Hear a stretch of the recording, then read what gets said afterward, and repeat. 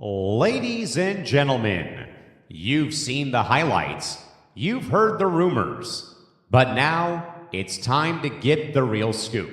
We pull back the curtain on the world of sports entertainment and give you the unfiltered truth. From the biggest pay-per-views to the latest shocking headlines, you're locked in for the ultimate wrestling discussion. This is Between the Ropes, only on the Empty the Bench Network. Now, here's your host, Kristie Wilson.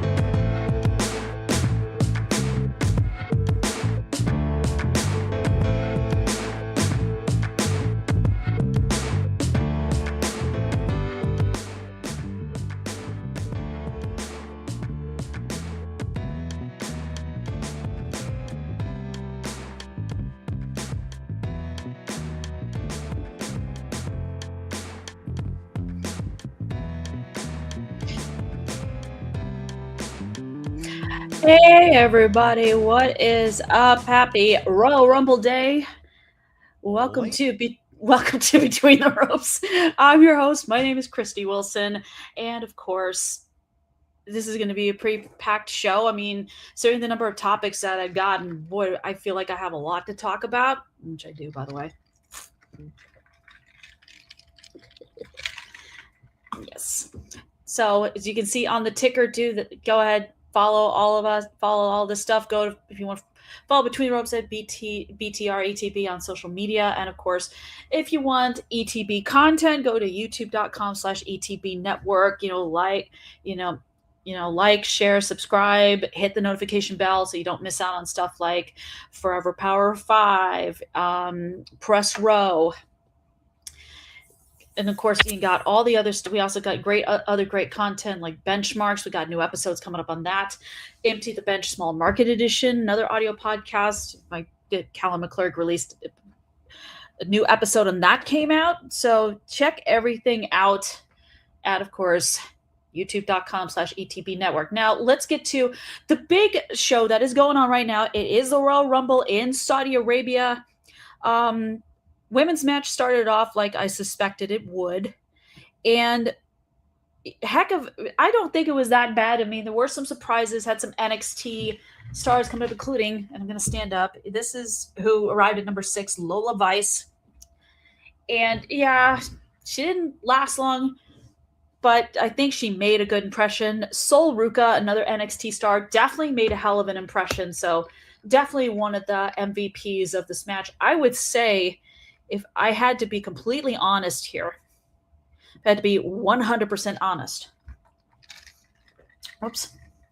I would say the MVP of the Royal Rumble match wasn't the winner, Liv Morgan. Yeah. I'll get to that, Callan, but yeah, I agree. Gunther should stop retiring people already. I totally agree with you on that one. But women's match, yeah, the MVP for me wasn't the winner, Liv Morgan, even though, she did deserve it. She'd come close, but she did win, and we know she's going to choose either Stephanie Vaquer or Jade Cargill. Likely person is Stephanie.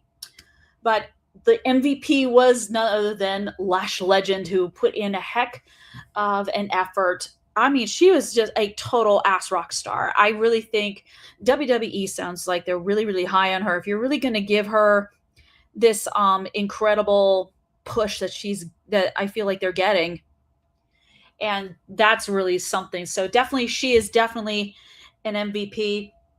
Drew McIntyre versus Sami Zayn for the world title. I mean, was there any doubt it was going to be Drew? I didn't doubt Sami was going to put up a fight. I didn't doubt that, and I don't think the crowd in Saudi Arabia did either. But Drew McIntyre wins. That's just how it is. Men's Royal Rumble match is going on right now. Who is the masked dude to attack Braun Breaker? Possibility, I say there's two suspects in this, and one is the most obvious one that I think people are talking about is Seth Rollins. which is possible. I mean, I heard some people were saying Finn Balor, but Finn has a hand tattoo. I think it's on his left. It's on his left hand. So I don't think it's not Finn Balor. Could it be Raw General Manager Adam Pearce, maybe? I know he is a former Ring of Honor wrestler. He has not wrestled in a very long time. Understandable. That's why he probably took the GM on-air authority figure in addition to his backstage work. I'm going to close this window because this light is blinding me from one side of my face. But yeah. And I'm going to get to the one match I know it had a lot of, people were crying, this heartbreak, that sort of thing, is Gunther versus AJ Styles. And it takes me back to Callan's comment right here, which is, can Gunther please stop retiring people already? Which I completely agree with. I did not want to see AJ Styles be retired by this guy, even though I do honestly think this is just how they're setting it up. They're wanting to give Breakker the boost of confidence, but I feel like it's not necessary. And I did want AJ Styles to at least stick around until WrestleMania, at least have one more title run before, his time in WWE is over. But I mean, I'll get to AJ later. I'll definitely get to AJ later. Of course, like I said, men's Royal Rumble match is going on right now as I am live right now. And Obafemi, of course, number 1, Braun Breaker, number 2, and basically, yep. I guess that didn't work out well for Braun Breaker, I guess. Nah, not in the slightest. Not in the absolute slightest. So there's all of that going on. But, since this is going on, and if the show finishes before this match is over, I will most likely do a video kind of letting you know who the winner is. And you'll definitely see it. You'll most definitely see it. Now, let's get to another piece of news that came out. This was happening last week. Yeah, if you are a New Japan fan and you know about this guy, King of Darkness, Evil, is no longer with New Japan Pro Wrestling. The company announced he was departing and his contract has expired. Big questions is, what happens to the House of Torture and where does Evil go? We know Evil lost his never openweight title to Aaron Wolf at Wrestle Kingdom earlier this month. And, I'm hoping House of Evil continues on and they find a new leader, because I'm sure there are already plans for a new leader to be a part of this, to take over. And as for Evil himself, I have heard talk of WWE. I don't like that idea for him. AEW, I don't really know. TNA, I don't know with him. I don't know where he goes. I know WWE maybe, but do they really need someone, a new star, especially after they signed Powerhouse Hobbs to a contract? And they're bringing him in, and he was photographed with Triple H. I think Hobbs was backstage at the Rumble, which is still going on up to number 8 with Javon Evans. Mr. Betsy, the young OG, love the guy. I think he's definitely a superstar, in my personal opinion. So back to Evil. Like I said, House of Torture, I think, is going to be a brand new leader's going to step up for House of Torture. Evil is, probably going to head over here to the United States to see if he can cut it in promotions. Like, maybe, most likely scenario they're saying is WWE. Well, we'll see about that. We'll definitely see about that. I mentioned TNA when talking about Evil. Well, a piece of TNA news came up, and I was honestly surprised by this. Ash by Elegance, formerly Dana Brooke in WWE, former Knockouts champion, forced to relinquish that title due to, I think, is either injury or personal matters, health reasons probably, or something going on with her family. I don't honestly know. But she is back with TNA, signed a new contract, is medically cleared. The Elegance brand is super excited about that. So maybe Ash can go after the title that she will say she didn't lose. She didn't. She vacated it. So I would not say that she lost. Definitely not a loss on that one. So, and of course, another Royal Rumble update. What? Mr. Iguana. This guy definitely I know what am I doing? Ash by Elegance, who has been in the Women's Royal Rumble before when she was Dana Brooke, but yeah, she's back. She is back. Now, I'm going to get into another piece of news. Speaking of TNA, they usually work with NXT. This ended up happening. Yeah, Ava, real name Simone Johnson, who was the GM of NXT. Before that, she was part of a faction called the Schism with Joe Gacy, who's now with the Wyatt Six, as well as Zach Gibson and James Drake, who are in aka Grizzled Young Veterans, who were going by different ring names at the time. They're off doing their thing with Isla Dawn and AEW and Ring of Honor. She announced that she's leaving WWE after 6 years. Where, remember, she started off wrestling, didn't really get in the ring because of knee injuries, but went into the GM role. And I know she's not everyone's cup of tea. I know she's definitely not everybody's cup of tea. She is some people thought she was boring, that she couldn't cut it. I think, in all honesty, I think Ava did the best she could with the situation she was in. She couldn't go in the ring because of her knee injuries.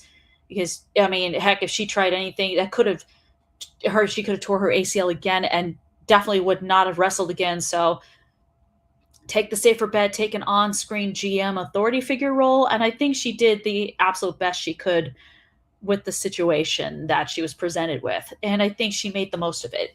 Am I sad she's leaving? Yeah, a little bit. I mean, I liked her. I remember when she was in the Schism, she did a Q&A, and I asked her a question.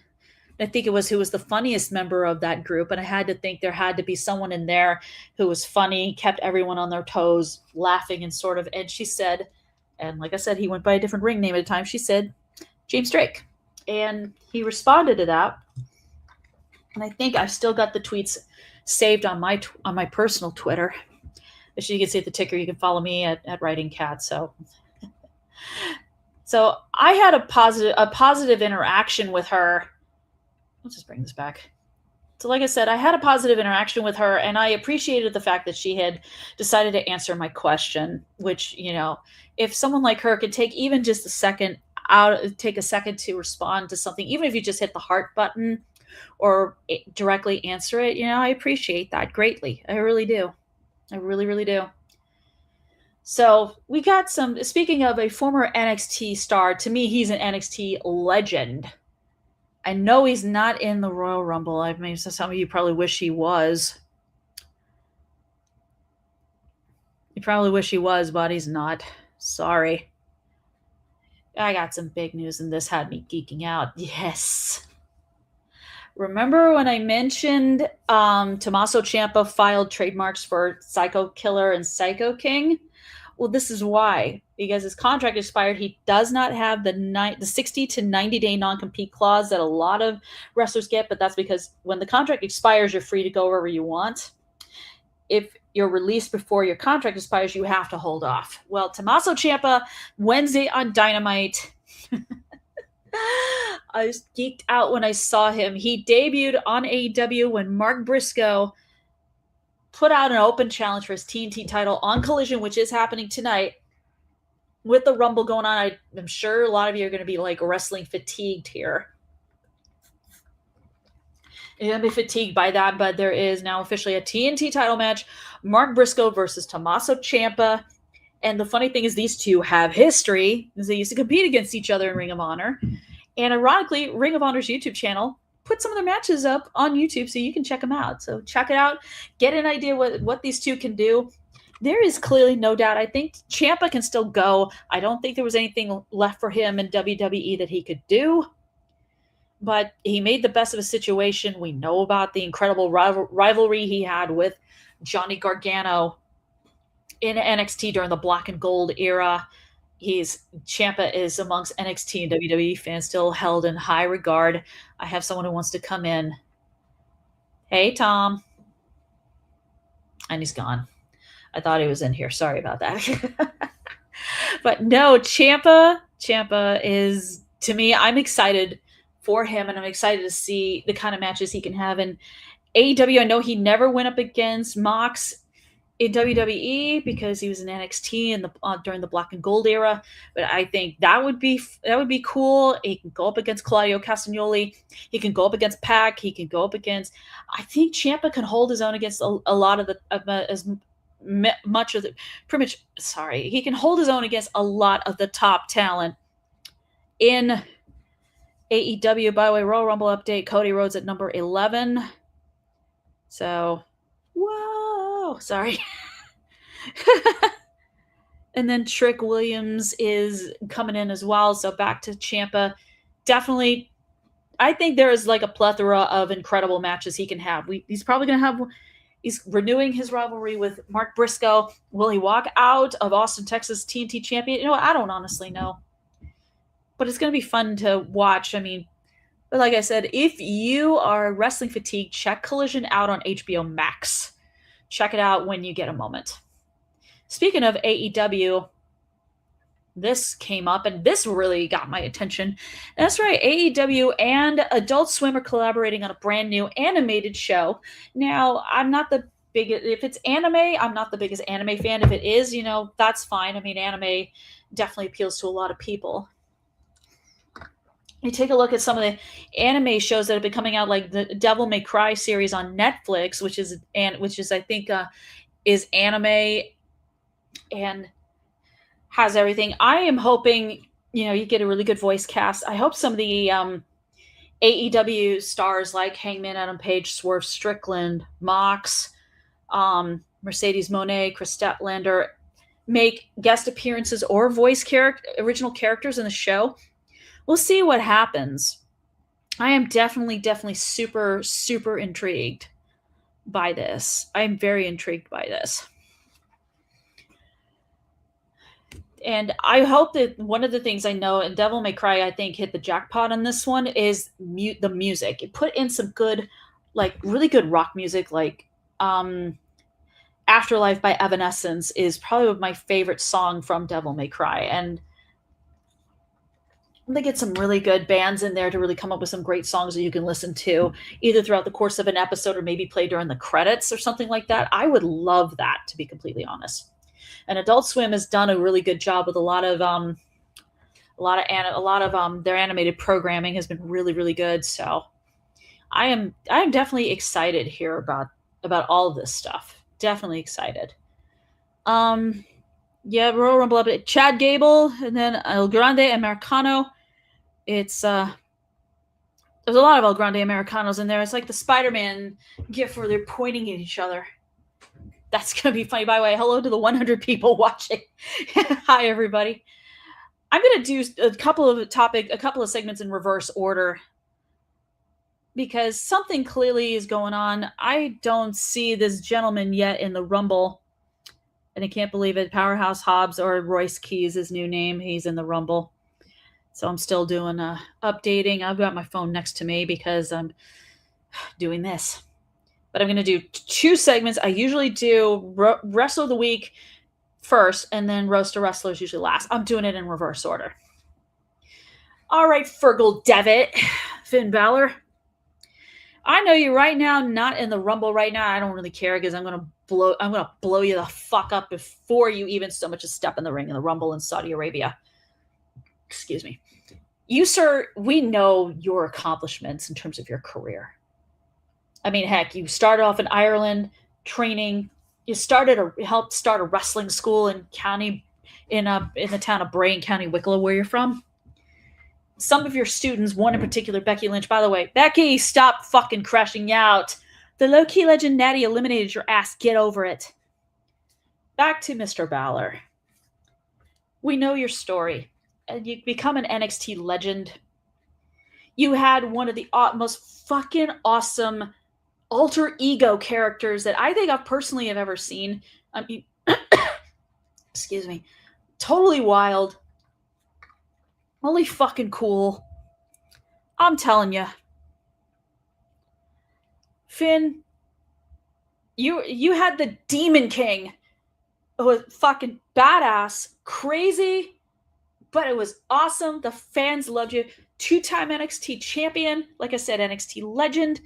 You had that. You go to the main roster and you make an immediate impact. win the Universal title at SummerSlam 2016, and then you injure your shoulder in your match against Seth Rollins, and you had to vacate the title 24 hours later, which was an absolute freaking bummer.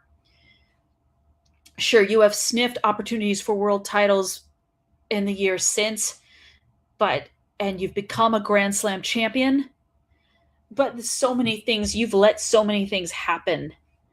This is not the same guy that started the Bullet Club in New Japan. You are now part of a faction that I've said before needs to fucking die in the Judgment Day.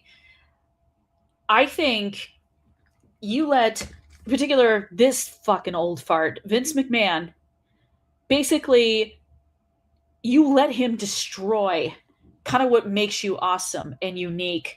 You're all about too sweet. Harken back to the Bullet Club, which you started. And subject of Wrestler of the Week became a part of. You let that old fuck basically fuck you over so bad. Destroyed the Demon King. Basically, in a way, stripped you down of a lot of the things that make you super cool, super unique, super interesting. And you're like I said, you're now in a faction in the Judgment Day that needs to fucking die. Too many people in there. Too much. It's just too much. We saw Liv Morgan eliminate Roxanne Perez and Raquel Rodriguez on her way to winning the Rumble. So I'm thinking there's going to be discontent there, which there should be, because one thing, it's too crowded and there's too many fucking egos. Yours being one of the biggest, the other is Dominic Mysterio, who I have roasted before on this show.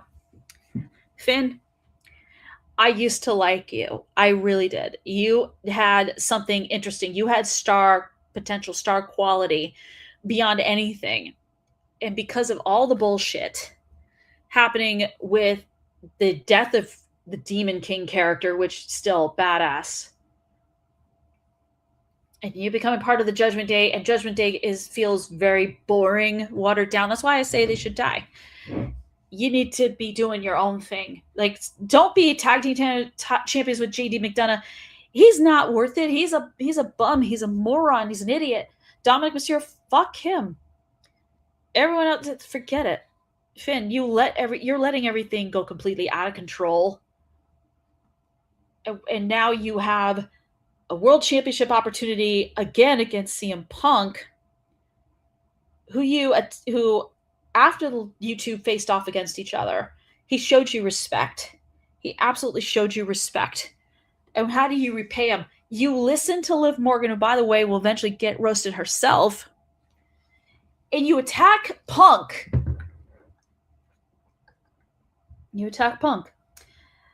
Let's just face it. I get it. Sometimes you have to do something bad in order to get what you want. That wasn't the way to do it. That definitely was not the way to do it. So Finn Balor, the Judgment Day needs to die, and you need to majorly redeem yourself and bring back the fucking Demon King character. I don't care if you have to get into a certain mindset. I don't care if you have to spend 3 hours getting the face and body makeup on in order to get the character exactly how you want it to be. When you go out there and make that presentation, bring the Demon King back. Bring him back. And now that I roasted that guy, I'm going to take a look. Bronson Reed. Everyone's going, Bronson Reed's at number 16. Everyone's talking about, I'm still going to call him Powerhouse Hobbs because he's still Powerhouse Hobbs to me. I don't care if his name is Royce Keys. I don't give a fuck. This men's Royal Rumble looks like it's going absolutely nuts.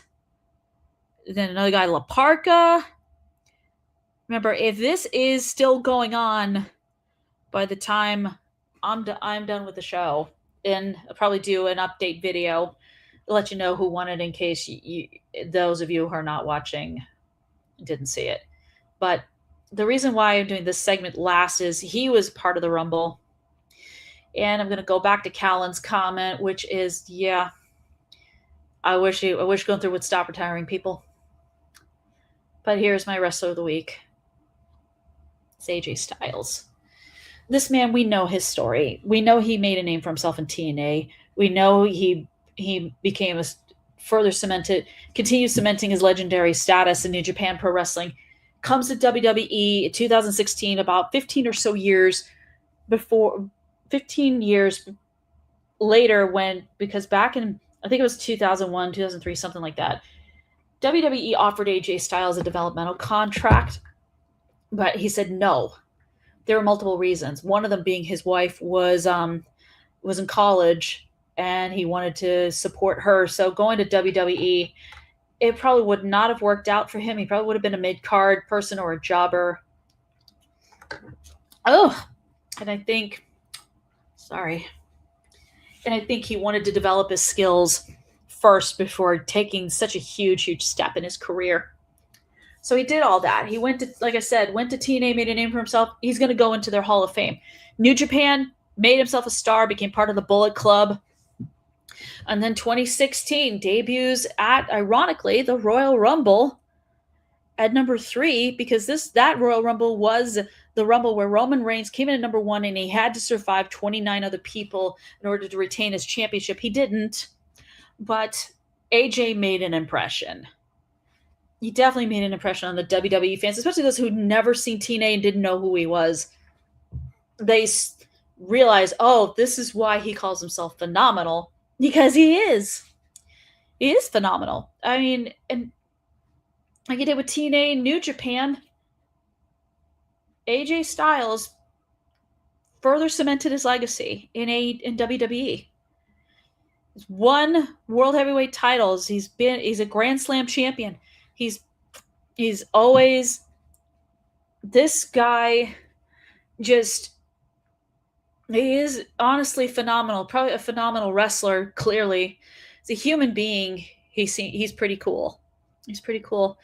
He came back to TNA at Slammiversary this past July after Leon Slater won the X Division title. I mean, if you were to say TNA X Division, AJ's name is synonymous with that division because he won that title, I think, a total of 6 times in his career in TNA. Like, he was the epitome, the cornerstone of that division where you didn't have to be a cruiserweight. You just had to have the skill set and just the toughness and the tenacity. And he has all of that in spades. He gave Leon Slater just total respect, and that's so appreciated. I think, would I have liked to have seen him beat Gunther at the Rumble? Yes. Because I always said this. I said this like in conversations I've had with people. And I feel like AJ should have at least one more title reign, regardless of what the title is, one more time before he left. And I felt like WrestleMania would have been in Vegas the perfect place for him to lay the gloves out in the middle of the ring and the boots and walk off into the sunset. But the fact that Gunther is the one who retired him and it's in Saudi Arabia, that just leaves a bad taste in my mouth, because I feel like he gave 10 years to WWE, and his fan base probably got bigger. I mean, sure, he had the big time fans from when he was in TNA, and then they followed him to New Japan, and he got more fans, and that fan base grew through New Japan and now WWE. I mean, AJ Styles, for all intents and purposes, is definitely should have GOAT status, greatest of all time status. He should be mentioned in the same breath as Cena, The Undertaker. I could go on and on, because I could sing this dude's praises. Yeah, there were moments like there was heel turns I didn't like, but he was one of those people. He did well as both a heel and a baby face. He did very well at both. Definitely showed that. I'm rambling, and I'm so sorry about this. I mean, there's the fact that he lost his Rumble match and is retired. It makes me sad. I know there were some tweets by certain individuals in AEW, like Will Ospreay, Mercedes Moné, who would love for AJ to be all elite. And that, as an AEW fan, I think that is friggin' awesome. I think that would be really cool.